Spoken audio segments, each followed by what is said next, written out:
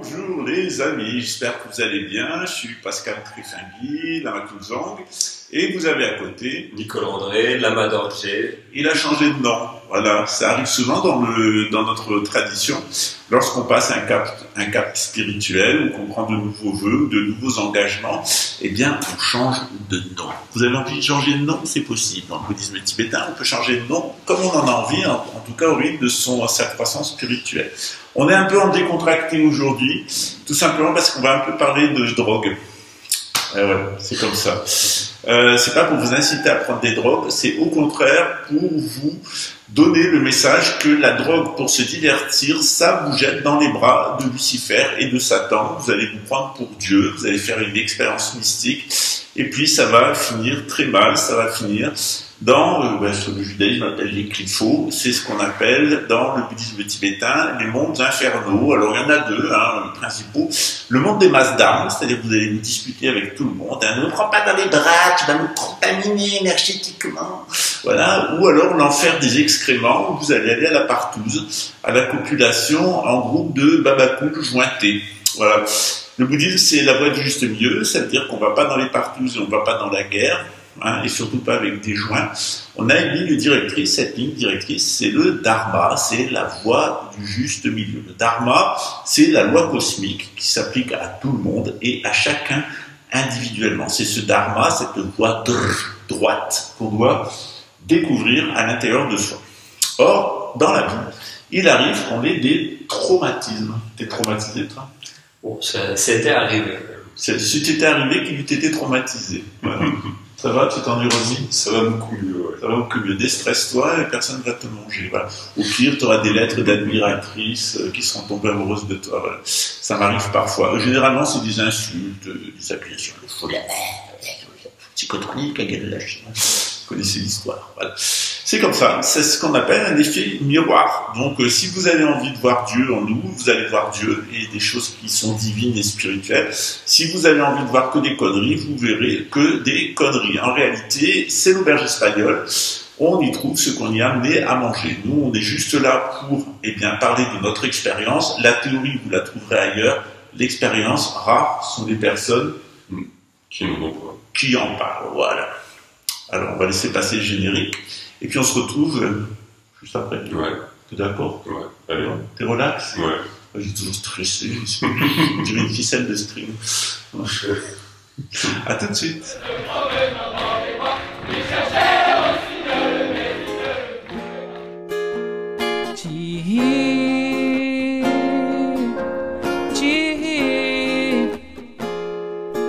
Força da natureza, olha quanta beleza que há em ti, que há em ti. Força, fé, foco, visão, estratégia, esperança e determinação. Resistimos, resistindo, existindo. Ó nós aqui, tipo até o Timuí, mas nós não vamos sucumbir. Não ao marco temporal, PL 490. Grana é bom e vocês gostam, mas natureza lamenta. Um direito, um de esquerda, deixa os passarinhos sem asa. Nós continuamos aqui, dentro da mata, dentro de casa. Vidas indígenas importam, meu levante é pela terra. Nós estamos na batalha, queremos vencer a guerra. No ante, Apuangue, no ante, força, Apuangue, esperança, Tiri,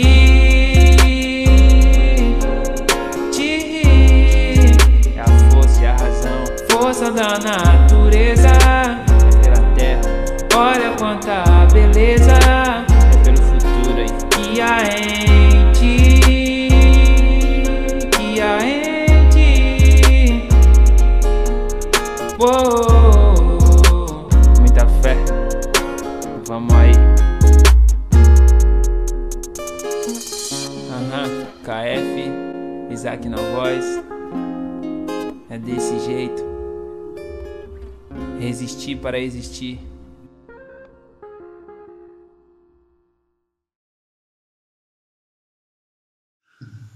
Alors d'abord, on s'excuse à nouveau pour les tenues un peu débraillées, mais il fait extrêmement chaud à Bayard, il y a pas loin de 40 degrés aujourd'hui. On met pas de ventilateur pour qu'il n'y ait pas des bruits parasites, et voilà, donc eh bien, vous nous voyez dans nos tenues un peu civiles, voilà. Un peu dans les couleurs quand même. Ouais, Voilà.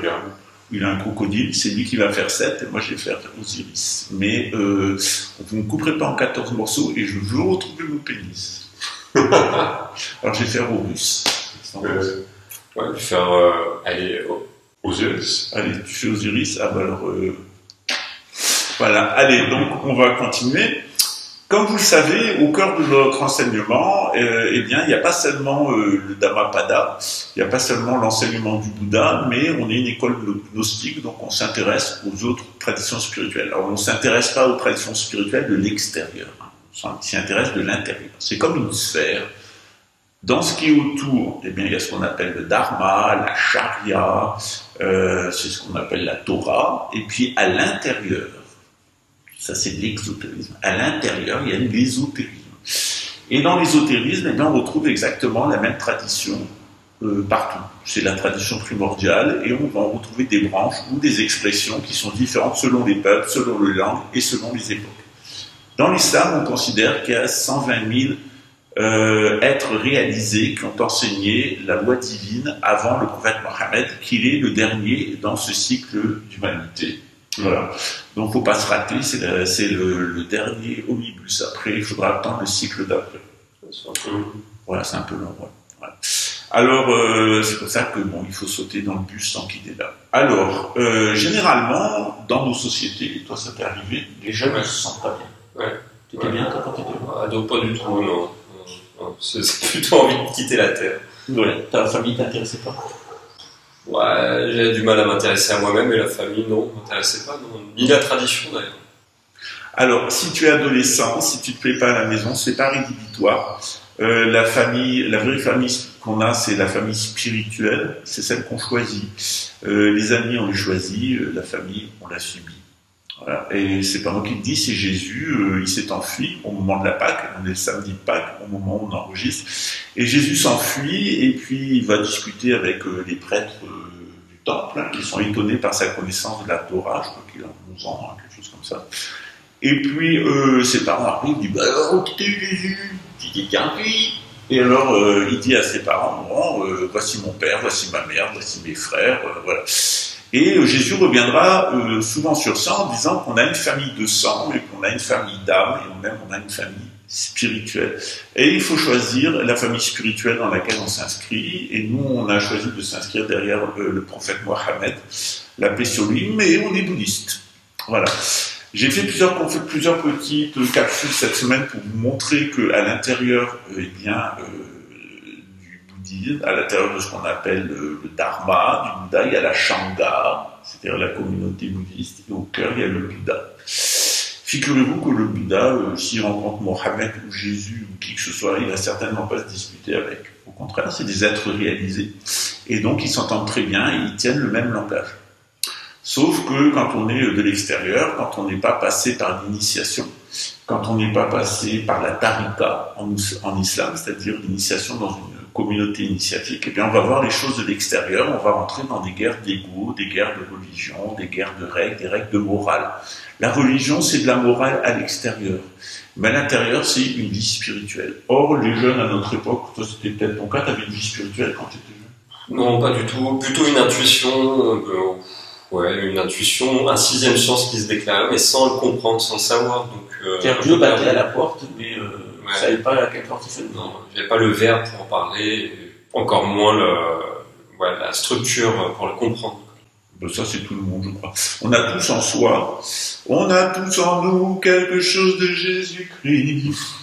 Cette petite étoile qui nous tire vers l'infini. Voilà. Et oui, on a tous en nous ce petit quelque chose. Alors ça peut être un petit grain de folie, ça peut être une vocation spirituelle, mais on a tous le désir de trouver Dieu, en tout cas la plupart d'entre nous.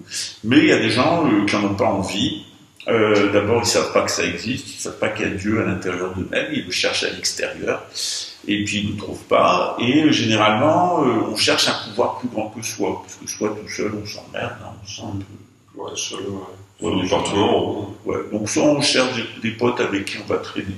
Ouais, moi, ça ne m'intéressait pas, je cherchais des là-bas. Un jour, j'ai dit à ma mère, tu sais, maman, ils ne viendront pas, je vais devoir apprendre ta religion de con. Je l'ai fait, et c'était pas une religion de con. Je suis très content de passer par le christianisme. J'ai retrouvé Bouddha Amitabha, en fait. Voilà. Ah oui.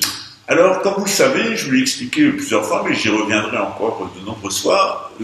Les concepts de base du christianisme, on les a dans le bouddhisme. On a un dieu originel qui correspond à Allah dans l'islam, qui est l'Adi Bouddha. Manque de peau pour vous, il s'appelle Kuntuzangpo, Kunzang, donc c'est moi. Vous ne savez pas que vous avez rencontré Dieu, ben je vous l'apprends. Voilà. En tout cas, j'essaye de vous permettre de rencontrer Dieu à travers moi, en tout cas de le trouver en vous. Et puis, on a aussi le Bouddha Amitabha, qui est tout à fait un dieu créateur, puisqu'il crée une terre pure autour de lui, il crée la terre pure de Dewachen. Et puis, il a une émanation, un bodhisattva qui s'appelle Chenrezig, et il fait comme Jésus.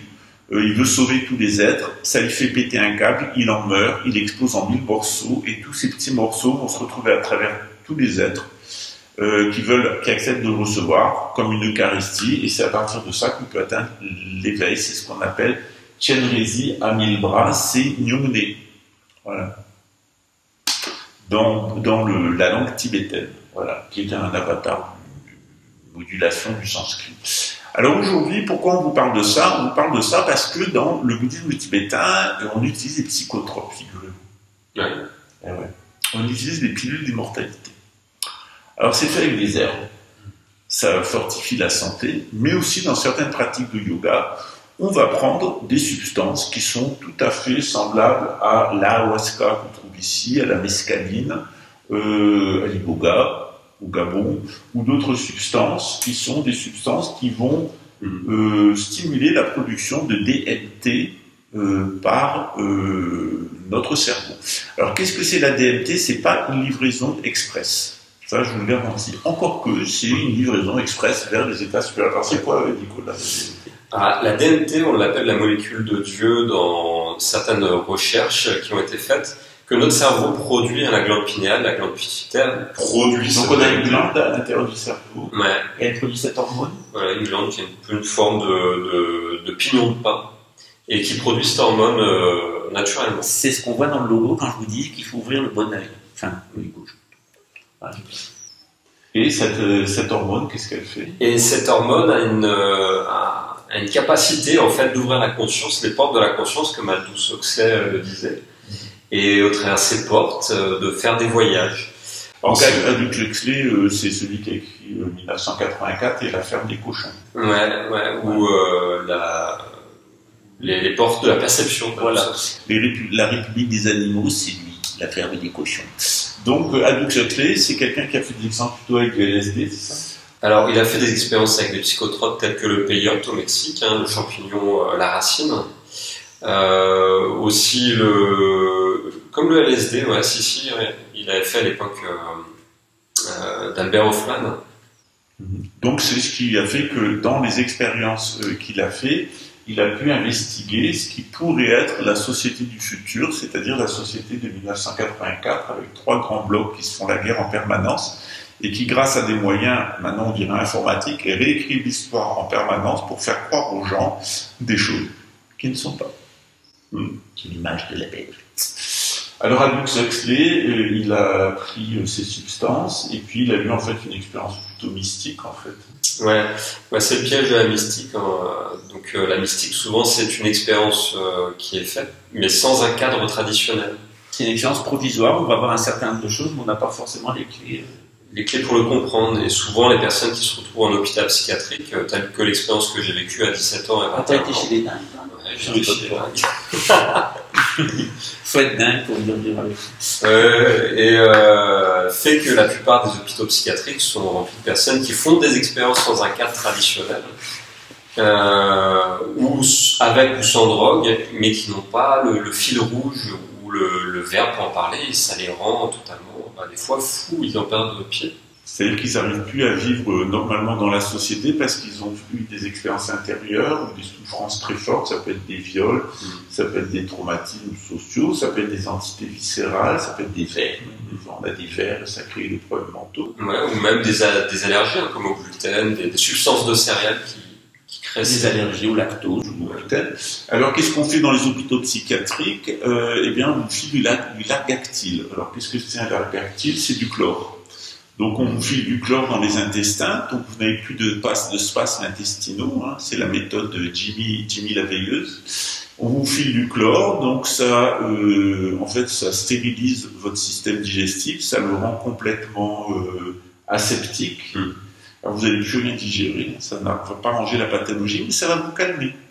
Donc, on s'est aperçu dans les années 60 qu'en filant des antihistaminiques dans les hôpitaux psychiatriques, en particulier le largactyle, j'en parle de mon livre Le meurtre à l'âge de la seule, eh bien, les gens sont calmes, totalement calmes, mais ils ne sont pas pour autant guéris. Parce que dès qu'on enlève le largactyle, dès qu'on enlève la camisole chimique, eh bien, qu'est-ce qui se passe quand on enlève la camisole à quelqu'un qui se débat? Ah bah, il finit par taper les autres ou se taper dans les murs. Voilà. Donc il devient encore plus dingue. Voilà. Alors, quelquefois, la santé se rétablit tout seul.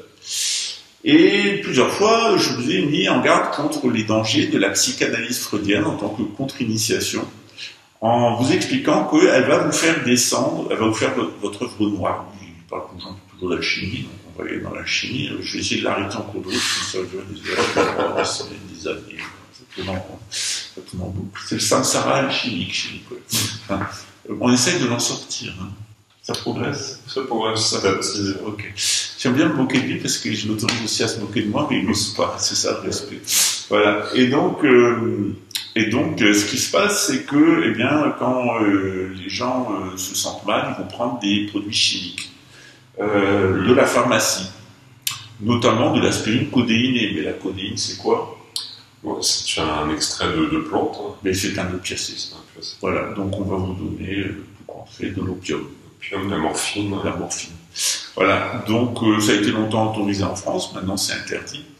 Alors pourquoi est-ce qu'on réagit comme ça? Souvent c'est parce qu'on est stressé par son environnement électromagnétique. Quand vous êtes dans un environnement électromagnétique pollué, ce qui ne vous convient pas, vous allez vous déplacer.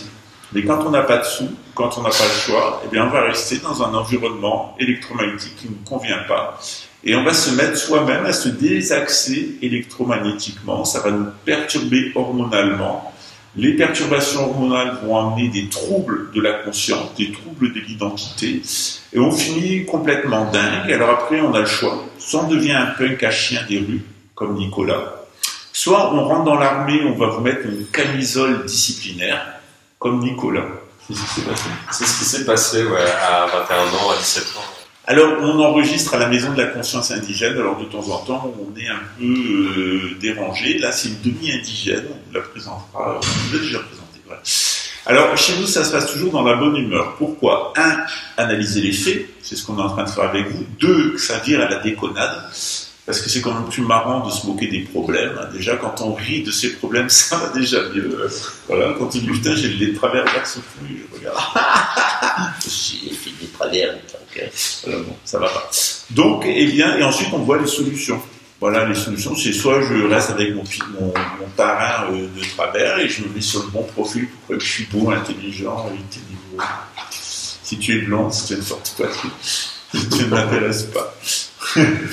Eh bien, on trouve ensuite les solutions. C'est accepter les choses comme on est, comme elles sont. S'accepter comme on est, accepter les choses comme elles sont, voir ce qu'on peut changer et accepter ce qu'on ne peut pas changer.